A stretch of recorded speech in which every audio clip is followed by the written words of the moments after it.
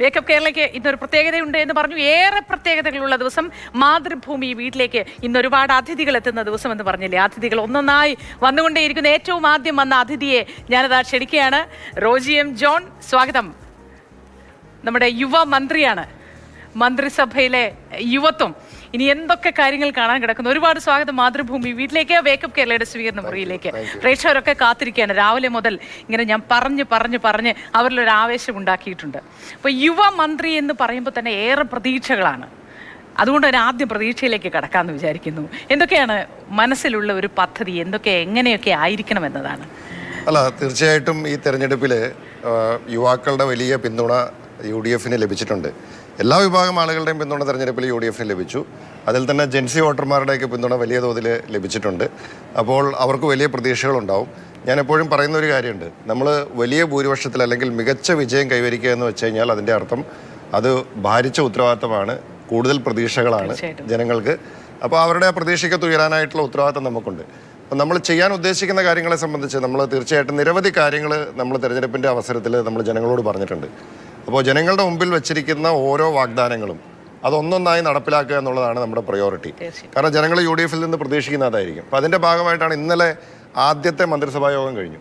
ഇന്നലെ ആദ്യത്തെ മന്ത്രിസഭാ യോഗത്തിൽ തന്നെ ഞങ്ങൾ പറഞ്ഞ ഗ്യാരണ്ടികളിൽ 2 എണ്ണത്തെ സംബന്ധിച്ച തീരുമാനം ഇന്നലെ ഉണ്ടായി. അതായത് പറഞ്ഞ കാര്യങ്ങൾ നടപ്പിലാക്കുന്ന ഒരു ഗവൺമെൻറ്റാണ് ഇത് എന്ന ഒരു മെസ്സേജ് അത് ആദ്യത്തെ മന്ത്രിസഭാ യോഗത്തിൽ തന്നെ നൽകുവാനായിട്ട് ഈ ഗവൺമെൻറ്റിന് കഴിഞ്ഞിട്ടുണ്ട്.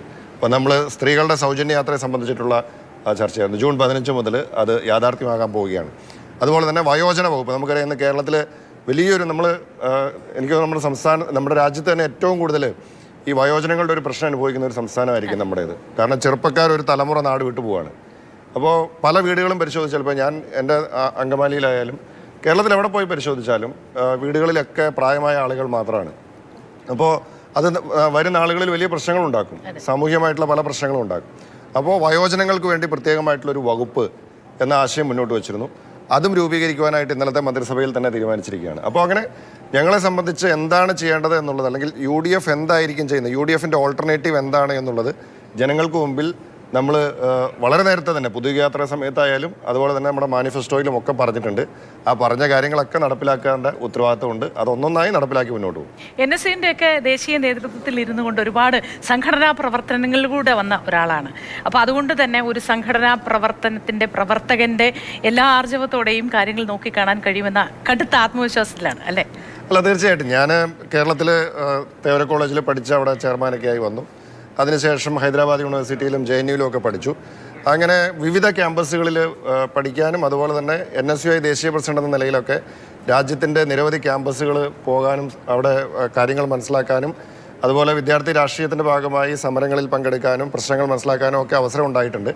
അപ്പോൾ തീർച്ചയായിട്ടും അതൊക്കെ ഒരു കരുത്ത് തന്നെയാണ്. ഇപ്പോൾ ഞങ്ങളെപ്പോലുള്ള ആളുകൾക്ക് ഇപ്പോൾ വിദ്യാർത്ഥി രാഷ്ട്രീയത്തിലൂടെ കടന്നു വന്ന് MLA ആകാൻ സാധിച്ചു. ഇപ്പോൾ നമുക്ക് മന്ത്രിയാവാനൊക്കെ കഴിഞ്ഞു. അതൊക്കെ പാർട്ടി നൽകിയ ഒരു അംഗീകാരമാണ്.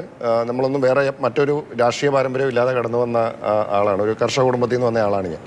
അപ്പോൾ ഞങ്ങളെപ്പോലുള്ള ആളുകൾക്കൊക്കെ ഇത്തരം സ്ഥാനങ്ങളിലേക്കൊക്കെ എത്തിച്ചേരാൻ സാധിച്ചത് വലിയൊരു അംഗീകാരമാണ്, പാർട്ടി നൽകിയ ഒരു അംഗീകാരമാണ്. ഇപ്പോൾ രാഹുൽ ഗാന്ധിയെ പോലുള്ള ആളുകളുടെ നേതാക്കന്മാരുടെയൊക്കെ അവരുടെ ഒരു ഗൈഡൻസിലാണ് ഞങ്ങളൊക്കെ NSUയിലൂടെയൊക്കെ കടന്നു വന്നത്.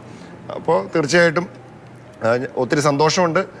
അതോടൊപ്പം ക്യാമ്പസുകളൊക്കെ ആയിട്ടായാലും അല്ലെങ്കിൽ ഞങ്ങൾ കടന്നു വന്ന മേഖലകളിലൊക്കെ ഞങ്ങൾ കണ്ടിട്ടുള്ള പ്രയാസങ്ങളും പ്രശ്നങ്ങളും ഒക്കെ അതൊക്കെ അഡ്രസ്സ് ചെയ്ത് പോകാനായിട്ടുള്ള ശ്രമം ഉണ്ടാവും.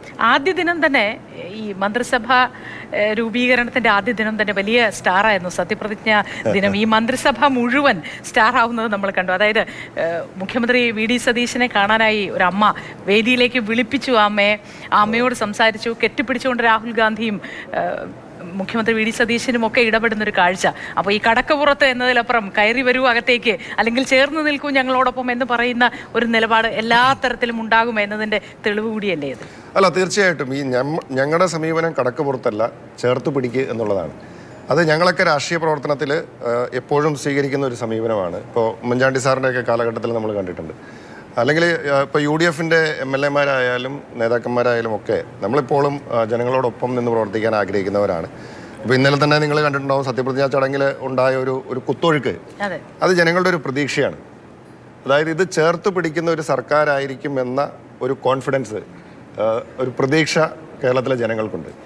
അതുകൊണ്ടാണ് ഞങ്ങളുടെയൊക്കെ കണക്കുകൂട്ടലുകൾക്കപ്പുറത്ത് ആ സെൻട്രൽ സ്റ്റേഡിയം നിറഞ്ഞ് കവിഞ്ഞും റോട്ടിലുമൊക്കെ നിൽക്കാൻ സാധിക്കാത്ത തരത്തിലേക്ക് ആളുകൾ അവിടേക്ക് ഒഴുകിയെത്തിയത്. അപ്പം നമ്മളാരെയും എന്താ പറയുന്നത്, സാധാരണ നമ്മളൊരു രാഷ്ട്രീയ പരിപാടി നടക്കുമ്പോൾ നമ്മൾ വാഹനങ്ങളൊക്കെ അറേഞ്ച് ചെയ്ത് പ്രവർത്തകരെ എത്തിക്കാനായിട്ടുള്ള ക്രമീകരണങ്ങളൊക്കെ ചെയ്യും. ഇത് നമ്മൾ പ്രവർത്തകരെ നിയന്ത്രിക്കാൻ വേണ്ടി പാടുപെടുകയായിരുന്നു. ആളുകൾ വന്ന് പാസ് ചോദിച്ച് കയറാൻ വേണ്ടിയിട്ട് പാസ് കിട്ടാതെ ആളുകൾ എങ്ങനെയും അവിടെ എത്തിപ്പെടാനായിട്ടുള്ള സംബന്ധിച്ച് ആളുകളുടെ ഒരു കുത്തൊഴുക്കായിരുന്നു. അപ്പോൾ അത് കാണിക്കുന്നത് തന്നെ ഇതൊരു അക്സസിബിൾ ആയിട്ടുള്ളൊരു ഗവൺമെൻറ് ആയിരിക്കും, ചേർത്ത് പിടിക്കുന്ന ഒരു ഗവൺമെൻറ് ആയിരിക്കും, സാധാരണക്കാരന് കടന്നു വരാവുന്ന ഒരു സെക്രട്ടേറിയറ്റും ഭരണ സംവിധാനവുമായിരിക്കും കേരളത്തിൽ ഇന്നു മുതൽ ഉണ്ടാവുന്നത് എന്നുള്ള ഒരു കോൺഫിഡൻസ് ആണ് ഇന്നലെ നമുക്കവിടെ കാണാൻ കഴിയുന്നത്. നേരത്തെ പറഞ്ഞില്ലേ, കർഷക കുടുംബത്തിൽ നിന്നാണ്, നേരത്തെ രാഷ്ട്രീയ പാരമ്പര്യങ്ങളൊന്നുമില്ലാതെ കടന്നു വന്ന ഒരു കുടുംബത്തിൽ നിന്നാണെന്ന് പറഞ്ഞു.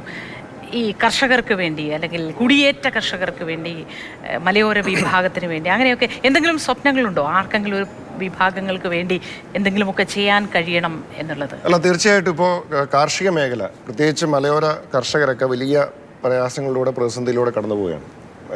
ഞാൻ പറയും, കേരളത്തിൻ്റെ മലയോരം വലിയ അരക്ഷിതാവസ്ഥയിലാണ്. പ്രത്യേകിച്ച് വന്യജീവികളുടെ ആക്രമണം കേരളത്തിൽ കഴിഞ്ഞ കുറേ നാളുകളായിട്ട് നമ്മൾ കണ്ടുകൊണ്ടിരിക്കുകയാണ്. അടിക്കടി ഉണ്ടാകുന്ന വന്യജീവി ആക്രമണം, അതുപോലെ തന്നെ അവരുടെ ജീവനും കൃഷിക്കും ഒക്കെ ഭീഷണിയാവുന്നു. അതുപോലെ നമുക്കറിയാം, കൃഷി ചെയ്യാൻ സാധിക്കാത്ത അവസ്ഥയുണ്ട്. നിരവധി ആളുകൾക്ക് കൃഷിനാശം സംഭവിച്ചതിന് നഷ്ടപരിഹാരം കിട്ടാനുണ്ട്. അങ്ങനെ മലയോര മേഖലയിലെ ജനങ്ങൾ വലിയ തോതിലുള്ള പ്രതിസന്ധി അനുഭവിക്കുന്നു. അതുപോലെ കേരളത്തിൽ നെൽകർഷകരായാലും റബ്ബർ കർഷകരായാലും ജാതി കർഷകരായാലും സമസ്ത മേഖലയിലും കൃഷി ഇന്ന് ആദായകരമായി മുന്നോട്ട് കൊണ്ടുപോകാൻ സാധിക്കാത്ത തരത്തിൽ ആളുകൾ പ്രയാസം അനുഭവിക്കുകയാണ്.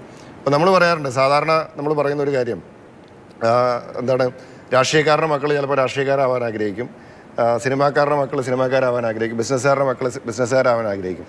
പക്ഷെ ഒരു സാധാരണ കർഷകന്റെ മക്കള് അവർ കർഷകനാവാൻ മക്കളും ആഗ്രഹിക്കില്ല. ഒരുപക്ഷെ മാതാപിതാക്കളും ചിലപ്പോൾ അവരോട് പറയും, നിങ്ങൾ വേറെ ഏതെങ്കിലും വഴിക്ക് പോയി രക്ഷപ്പെട്ടു. ഈ കഴിഞ്ഞ ഒരു സമരത്തിൽ കണ്ട ഒരു മുദ്രാവാക്യം അല്ലെങ്കിൽ അവരുടെ ചില സംഭാഷണങ്ങളിൽ എന്നെ വല്ലാതെ ചിന്തിപ്പിച്ചു. അത് എന്താണെന്ന് വെച്ചാൽ, ഞങ്ങൾ ഇനിയും ചെളിയിൽ കിടന്ന് കൃഷി ചെയ്യാൻ തയ്യാറല്ല, ഞങ്ങളുടെ മക്കൾ ഡോക്ടറും എഞ്ചിനീയറും ആർക്കിടെക്റ്റും ഒക്കെ ആകണം, അവരങ്ങനെ ആവുന്നതാണ് ഞങ്ങൾക്ക് സന്തോഷം എന്ന് പറയുന്നുണ്ടായിരുന്നു. അപ്പോൾ കൃഷിയെ എന്തൊക്കെയോ കാരണങ്ങൾ കൊണ്ട് നമ്മൾ അങ്ങനെ താഴെ തട്ടിലേക്ക് കണ്ടുപോയിട്ടുണ്ട് എന്നതുകൂടിയല്ലേ? അല്ല, തീർച്ചയായും നമുക്ക് ഒരു കാർഷിക സംസ്കാരത്തിലൂടെയാണല്ലോ നമ്മളെല്ലാവരും കടന്നു വന്നിരിക്കുന്നത്.